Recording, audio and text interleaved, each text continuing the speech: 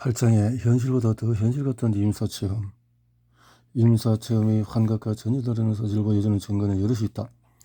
그러나 그것마다 임사체험이 실제 일어나는 것이 정확하다는 설명은 아니다. 나는 이 40년 동안의 임사체험 이야기 경험인지 죽어가는 사람의 희망인지 문득문득 궁금했다.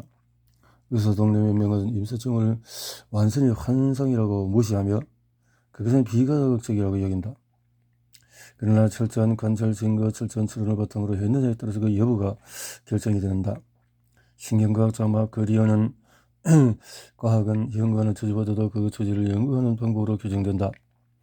어떤 현상이 진짜라고 믿지 않는 사람들이 있다고 해서 현상에 대해서 연구가 사이비과학이 되지 않는다. 다양한 질문, 심지어 존재하지 않 밝혀진 질문까지 과학을 이용해서 탐구할 수 있다. 어떤 현상이 진짜가 아닌지 실증적으로 보여지는 게 과학의 중요한 기능 중에 하나다. 그래서 시험 중에 가설의 근거가 없다는 이유로 특정 주제에 관한 연구가 과학적이지 않다고 미리 주장하는 것은 말이 되지 않는다라고 썼다. 비현실적으로 보여서 과학적인 연구에 적합하지 않다고 거부했다. 훗날에 사실이 현실적인 사실이 드러난 사례도 역사를 통해 많이 있다. 하늘에서 바위가 떨어졌다는 이야기는 고대부터 내려오지만 19세기까지 대부분 과학자가 운석에 대한 기록이 믿기 힘든 이야기여서 연구 가치가 없다고 생각했다. 그리고 일찍이 맨눈으로 보이지 않는 전염병 씨앗에 감염된 환자들부터 질병이 퍼진다고 고대 그리스는 추측했지만 과학자와 의사들은 19세기까지 세균이라는 개념을 비웃었다. 1980년대까지만 해도 대부분의 의학자는 미개양을 일으키는 박테리아를 찾는 게 시간 낭비라고 생각했다. 그러나 베리 마셜과 로빈 허르는 2005년 위장질환을 일으키는 헬리코박터균을 찾아내 노벨상을 받았고 오늘날에는 광범위하게 받아들여지는 개념이 되었다. 임사체험은 내가 어떻게 작동하느냐에 따라서 신념과 모순이 때문에 진짜일 수 없다고 주장하는 동료들도 있다. 그러나 과학은 본질적으로 언제나 진행 중인 작업이다. 각 세대 과학자들이 이 세대를 연구하면서 정말 순진하고 재미있어한다. 그렇다면 내가 작동 방식의 현재적인 관점도 미래 세대에 절대한 검토로 허점이 노출되지 않을까? 새로운 현상이 발견되면 자신의 가설을 개선하는 게 과학의 발전하는 방식이다. 100년 전 기술의 진보 덕분에 물리학자들은 아주 정확한 입자와 아주 작은 속도 등 새로운 현상을 탐구할 수 있었다. 물리학자들이 수백 년 동안에 활용해온 공식들은 이런 새로운 현상을 설명하는 데 정확하지 않았다. 과학적인 완전 무결함을 유지하려는 물리학자들이라면 전통적인 뉴턴의 운동 방식을 따르지 않는 새로운 현상을 무시할 수 없다. 그렇다고 공식에 쓸모없어서 불이한다는 뜻은 아니었다. 그들은 그저 뉴턴의 법칙이 일정한 조건에서만 쓸모가 있다는 사실을 인정해야 했다. 현실을 설명하는 더 완벽한 이론을 제시하기 위해 상대성 이론과 양자역학의 수학적인 개선을 전통적인 물리학과 혼합해서 공식을 개선해야 했다. 똑같은 방식으로 지난 세기 의학기술의 진보 덕분에 신경과학자들의 임사체험 그리고 뇌가 제 기능을 못할 때도 지속되는 의식 등 새로운 현상들을 알게 되었다. 의학자들은 수백 년 동안에 활용해온 이른바 비물질적인 정신에 대해서 일상생활에 잘 들어맞지만 이런 임사체험은 설명할 수는 없다. 과학적인 완전 무결함을 유지하려는 신경과학자들이라면 뇌와 정신에 대한 옛 이론에 들어맞지 않는 것 같은 임사체험을 무시할 수가 없다. 그렇다고 비물질적인 정신작용을 인지했더라도 물질적인 뇌의 작용이라는 옛 이론을 버려한다는 뜻은 아니다. 그들은 그저 뇌와 정신에 대한 이론이 일정한 조건에서만 쓸모가 있다는 사실을 인정해야 한다. 그들은 현실을 더 완벽하게 설명하기 위해서 뇌가 정지된 다음에도 의식에 지속되는 임사체험 같은 현상을 수행하기 위해서 옛 이론을 개선해야 한다. 과학자들이 최종 답변을 찾았다고 한 적은 없다. 우리는 관찰을 기록하고 가지고 있고 그 기록에서 이야기를 들으면서 증거를 이해해 나간다. 이런 이야기를 하면서 논리적으로 일관성을 유지하고 모든 실증적인 관찰 기록과 일치시켜야 한다. 과학이 항상 결코 도달할 수 없는 목표로 향해 나아간 것은 모두 이렇게 반복해서 애쓴 결과이다. 신경과학자 토머스 스코필드 말처럼 과학은 진리를 찾는 일이 아니라 틀릴 수 있는 더 나은 방법을 찾는 일이다. 이론은 결코 완벽할 수 없다. 이전 이론보다 더 나은 게 가장 좋은 이론이다. 전체 물리학자 닐 그레드 타이슨은 개인적인 진리와 객관적인 진리를 구분한다. 개인적으로 설득력이 있을 수 있지만 다른 사람에게 확실하게 증명할 수 없는 게 개인적인 진리다. 타이슨은 객관적인 진리는 과학이 발견한 정리의 진리다. 그리고 우리가 믿든 믿지 않든 상관없이 사실인 진리다. 우리 문화, 종교와 정치적인 배경을 넘어서서 존재한 진리다라고 말한다. 임사체험을 더 깊이 들여다볼수록 임사체험에 관한 연구 결과는 과학이 발견하는 객관적인 진리에 관한 타이슨의 기준에 부합하는 것 같다. 당신이 믿든 믿지 않든 다양한 문화와 종교를 가진 사람이 임사체험을 한다. 이 책에서 인정한 몇몇 체험자들은 그들의 문화적인 신념과 종교적인 믿음에 어긋나는 임사체험 내용을 이야기한다. 임사체험자 중에서 신이나 사후의 어떤 것도 믿지 않는 무신론자들도 있었다. 그러나 그들도 자기 육체가 사망성으로 받은 후에도 뭔가 의식이 남아있었던 경험을 부인할 수는 없다. 내가 보기에 임사체험은 분명 철저하게 관찰하면서 실증하는 과학이 될 수가 있다. 물론 관찰과 결과를 서지할 때 임사체험 이야기들을 수집한 사람들의 편향을 고려해야 한다. 모든 연구에서는 우리는 자신이 어디에 치우치는지 끊임없이 관찰하면서 그런 치우침이 자리에 쓰기 어떤 영향을 줄 수 있는지 의문을 가져야 한다. 나는 어떤 사실을 하나의 특별한 관점으로 해석하기 좋아하면서 과학이 자기 편이라고 우기는 연구자들의 이야기를 때때로 듣는다. 그런데 나는 과학은 누구 편도 들지 않는다는 사실을 아버지한테 배웠다. 과학은 모든 이용한 가능한 자료를 공정하게 평가하는 방법이다. 과학이 우리 편이냐가 아니라 우리가 과학 편이냐가 중요하다. 그렇다면 우리는 임사체험이 진짜인지 아닌지 어떻게 과학적으로 시험할 수 있을까? 겉보기는 누군가의 경험이 진짜 있었던 일인지에 질문하는 게 터무니없어 보일 수도 있다. 철학자 이브라힘 케플러는 먼 지역에 다녀온 후에 낙타라는 이상하고 경이로운 짐승을 보았다고 주장하는 남자에 대해서 이야기한다. 이 동물이 물 넘어지지 않고 가장 뜨거운 사막을 며칠씩 걸어간다고 말한다. 고국에 사는 학자들은 깜짝 놀라고 어리둥절해한다. 그들은 그 여행자에게 우리는 그런 동물이 존재할 수 있는지 아닌지 알 수가 없다. 그러나 우리가 아는 생물학적인 지식을 바탕으로 그게 가능한지 아닌지 결정하는 회의를 열 것이다. 라고 말한다. 그래서 여행자는 진짜냐고요? 내가 봤다고 하잖아요? 라고 대답한다.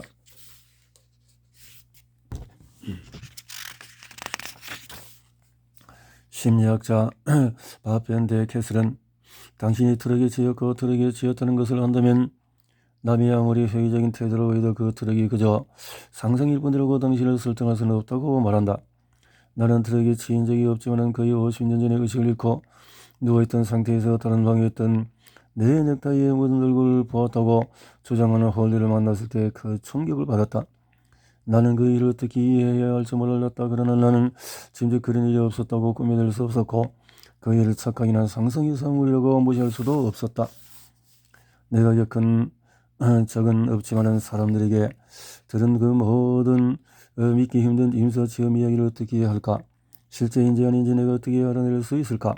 앞에서 유체이탈에 관해서 이야기했을 때처럼 확인하기 어려운 일이다. 임사체험 중에서 유체이탈을 경험했다는 93가지 사례를 검토한 젠 홀든의 연구를 다시 생각해보자. 유체이탈 중에서 보았다고 주장하는 장면이 완전히 정확했다는 사실이 다른 증거로 증명된 경우는 92%나 되었고 어느 정도 틀린 점이 있는 경우가 6%였다. 완전히 틀린 경우는 1%밖에 되지 않았다. 분명히 어떤 체험자의 주장은 실제로 일어난 일을 정확하게 설명하지 못할 수도 있을 것이다. 그러나 몇몇 임사체험들이 여기에 틀렸거나 또 지어낸 말일지도 모른다는 사실 때문에 모든 임사체험 사례를 깎아내려야 하는 것은 아니다. 13세기 스피 신비주의자 잘랄 아드딘 루미는 신체금이 없다면 가짜금도 없을 것이라고 했다. 한 가지 방법은 체험자의 기억을 얼마나 신뢰할 수 있는지 물어보는 것이다. 첫 번째, 심장박동이 정지되었을 때 임사체험을 하는 사람이 많고 이 때문에 심장이 멎을 기억하지 못하는 경우가 많다. 두 번째, 기억을 방해할 수 있는 환각제를 복용한 사람들이 때때로 임사체험을 한다. 세 번째, 보통 기억의 정확성에 영향을 줄 수 있다고 알려진 엄청나게 충격적인 상황에서 임사체험을 한다. 네 번째, 보통 기억에 영향을 끼칠 수 있는 강렬하고 긍정적인 감정을 느끼기도 한다. 그리고 마지막으로 때때로 그 일을 겪은 지 한참 후에 이야기하기도 하는데 생생하고 자세하게 기억하기 어려운 경우도 많다. 이 모든 요인 때문에 임사체험 기억의 신뢰성에 대한 의문이 생긴다. 몇몇 연구 전의 임사체험 이야기들이 시간이 흐르면서 미화되고 특히 임사체험에 대한 기억은 세월이 흐르면서 더더욱 행복해진다고 추측했다. 내가 지금까지 40여 년 동안의 임사체험을 연구했기에 이 질문에 대한 답을 찾을 수가 있었다. 나는 1980년대 초에 임사체험에 대한 면담했던 사람들을 2002년부터 찾아내기 시작했다. 그리고 그들이 겪은 임사체험에 대해서 다시 설명해달라고 했다. 나는 임사체험 이야기가 시간이 흐르면서 더욱더 행복한 이야기로 바뀌진 않았다는 사실을 알아냈다. 사실 체험자들이 1980년대의 한 이야기와 수십 년 후에 한 이야기가 전혀 다르지 않았다. 이것은 임사 체험자들의 기억이 믿을 수 있다는 사실을 보여준다. 그리고 그것은 또한 더 나아가서 몇 년 전에 일어났던 체험을 연구하는 것도 최근 임사 체험을 연구하는 일인 만큼 의미가 있다는 사실을 보여준다. 임사 체험 이야기가 그 사람의 신념에 따라서 영향을 받는지 여부는 또 하나의 중요한 물음이다. 체험자들의 문화적인 배경에 따라서 자기 경험을 해석하는 방식이 달라진다는 사실을 우리는 안다. 트럭 운전사 터미닉이 임사체험에서 본 터널을 100위가 내로 올랐던 게 기억나는가? 임사체험자는 그런 상황에서 벌어진다고 예상하거나 기대하는 일을 경험하는가? 나는 그 문제도 시험할 수 있었다. 버지니아 대학교에서 나의 멘토였던 이언 스티븐슨 교수는 레이먼드 무디가 미국의 임사체험이라는 용어를 소개하기 몇 년 전부터 임사체험 사례를 수집하고 있었다. 이언은 가장 눈에 띄는 점을 바탕으로 그런 체험을 유추히 될 체험, 임정환상, 유령 같은 여러 종류로 분류했다. 나는 이언이 수집한 1960년대와 70년대 초에 사례 중에서 가장 완벽한 24가지를 골랐다. 그리고 각각의 사례에서 레이먼드가 설명한 공통적인 특징 15가지를 발견할 수 있는지 평가했다. 그 다음에 나와 함께 일했던 의대생 지나 에스필리의 도움을 받아 최근에 내가 직접 수집한 임사체험 사례 중에서 체험자의 연령, 인종, 성별, 종교와 죽을 뻔한 이유, 그리고 과학적으로 얼마나 죽음에 가까웠는지 등에서 각각 이언이 수집한 사례와 일치하는 24가지를 골랐다. 레이먼드가 설명한 모든 특징은 레이먼드가 임사체험 중에 무슨 일이 일어난지 자세히 설명한 책에 나온 1975년 전에 수집된 사례의 최근 사례에서 다 같이 자주 등장한다. 한 가지 예외는 터널을 지나는 느낌으로 이건 최근 사례에서 더 자주 등장한다. 하지만 내가 임사체험 척도에서 터널 경험을 제외했던 사실을 떠올려보자. 터널은 임사체험 후에 우리가 어떤 환경에서 다른 환경으로 옮겨갔던 점을 설명하려고 하지만 어떻게 갈 수 있었는지 달리 알 수 없을 때 뭔가를 만들어낸 것으로 보인다고 다른 연구자들이 주장했기 때문이었다. 지나고 나는 이언이 수집한 사례와 내가 최근에 수집한 사례에서 레이먼드가 설명한 임사체험 여파에 대한 이야기가 얼마나 많이 포함되는지도 평가했다. 이런 여파는 최근의 임사체험 이야기뿐만 아니라 레이먼드의 책에 나오는 1975년 전에 수집한 이야기에서도 똑같이 많이 등장한다. 결국 임사체험 이야기들은 수십 년간 변하지 않았고 그저 죽기 직전에 무슨 일을 겪는지에 대한 익숙한 유형을 반영하는 것으로 보이지도 않는다. 그러면 이렇게 한결같은 이야기들을 실제로 일어난 일에 대해서 기억일까? 아니면 그저 상상했던 일에 대한 기억일까? 방사선 종양학자 제프리 롱이 600명이 넘는 임사체험자들을 조사한 결과 96%가 그들의 임사체험이 틀림없이 진짜라고 평가했다. 반면에 완전히 가짜라고 평가한 사람은 아무도 없었다. 내 연구의 참가자들 역시 임사체험이 완전히 진짜라고 확신했다. 내가 연구한 모든 임사체험자 중에서 71%는 자신의 임사체험 기억이 다른 일들에 대한 기억보다 더 분명하고 생생하다고 말했다. 반면에 덜 분명하고 생생하지 않다고 말한 체험자는 3%밖에 되지 않았다. 23세기의 출산 중에서 마치 부작용을 겪으면서 임사체험을 경험했던 제인 스미스는 그게 꿈이었을 수도 있다는 생각은 한 번도 해본 적이 없어요. 그게 사실이고 진짜이고 내가 아는 일보다도 더 실제적인 사실을 알아요 라고 말했다. 리안 키르는 31세기에 폐에 커다란 빗덩이가 생겨 심장박동이 멈췄다. 그녀는 자신의 임사체험에 대해서 나의 죽음 체험이 삶보다 더 현실적이에요 라고 말했다. 27세의 아산화 질소 부작용으로 임사체험한 낸시 에반스 부시는 맞아요. 진짜보다 더 진짜였어요.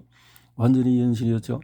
29세 임사한 수전리터는 의심의 여지가 전혀 없었어요. 모든 우리가 아는 물질 세계에서 보통 경험하는 것보다도 현실적으로 느껴졌어요. 라고 내게 말했다. 21세기의 자동차 사고로 임사체험한 크리스 맷은 그게 실제였다는 것을 전혀 의심하지 않아요. 우리가 이 땅에 경험하는 어떤 일보다도 훨씬 더 실제적이었거든요. 31세기에 자살 시도를 했던 연라인 스타워트는 이 세상의 어떤 일보다도 더 실제적이었어요. 그에 비하면 내 육체의 삶을 꿈이라고 할 수 있을 정도예요라고 말했다. 실제 겪은 일들에 대한 기억과 공상을 구별하는 방법들이 있다. 정신과 수련의 롤은 무어와 나는 실제 사건에 대한 기억과 공상이나 꿈을 구별하기 위해서 널리 사용하는 적도인 기억 특성 질문지를 활용했다. 질문지는 실제 겪은 일이냐 상상한 일이냐에 따라서 확실히 달라지는 기억의 측면들을 살펴본다. 나는 임사 체험했던 사람들에게 세 가지 경험에 대해서 기억을 평가해달라고 했다. 첫 번째는 임사 체험에 대한 기억, 두 번째는 같은 시기에 일어났던 또 다른 일에 대한 기억, 그리고 세 번째는 역시 같은 시기에 상상했던 일에 대한 기억이었다. 로링은 임사 체험에 대한 기억이 상상했던 일에 대한 기억보다 실제 사건에 대한 기억과 비슷하다는 사실을 알아냈다.